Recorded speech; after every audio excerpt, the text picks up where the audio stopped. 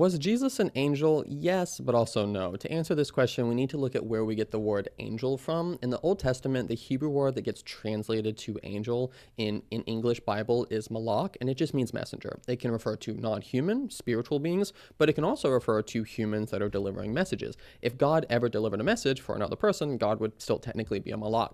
Malak is not a term that describes what type of being someone is. It's a term that describes a being's function. The Old Testament has quite a few words to refer to the type of being that we in our modern world would call an angel. Terms like sons of God, holy ones, Elohim, watchers, so on and so forth. So in this sense, Jesus is a messenger because he delivers a message on behalf of somebody. So he is an angel in this sense. However, when the Old Testament starts to get translated into Greek, the corresponding Greek word for malak is angelos.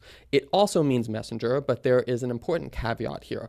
Angelos, which is what we get angel from, starts to become the catch-all term for the variety of words that were used to refer to God's heavenly host. Let's look at what some scholars have to say about this. So S.A. Meyer notes, it is only in later text in the Old Testament and everywhere in Apocryphal and New Testament texts that the words malak and angelos become generic terms for any of God's supernatural assistants, whether they functioned as messengers or not. When English borrowed the term angel from Greek, it was not in its earlier sense messenger, but in its later significance of any supernatural being under God's authority.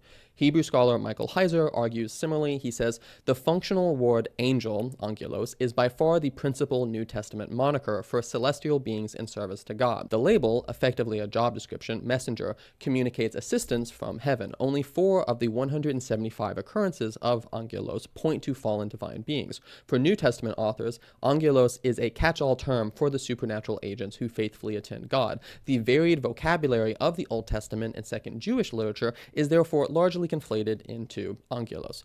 Now, Jesus is contrasted with this later New Testament sense of angel in passages such as Hebrew 1. This is important and potentially confusing because when you look at the early church, they connect Jesus with a figure referred to as the angel of the Lord in the Old Testament. They say, hey, this angel of the Lord in the Old Testament, that's actually Jesus. He's the one who's back there doing stuff. And some people object to this idea by appealing to passages such as Hebrews 1. But the Old Testament passages about the angel or malak of the Lord are written in a different time and with a different use of angel than the New Testament language. So one can affirm that Jesus is God and still refer to him as the angel of the Lord. This is also a point of constant confusion in many debates surrounding the deity of Jesus and the identity of the angel of the Lord in the Old Testament. If you want to see why you should think that Jesus is the angel of the Lord in the Old Testament, you might want to check out my free book, The Lord Appeared, Jesus as Yahweh in the Old Testament,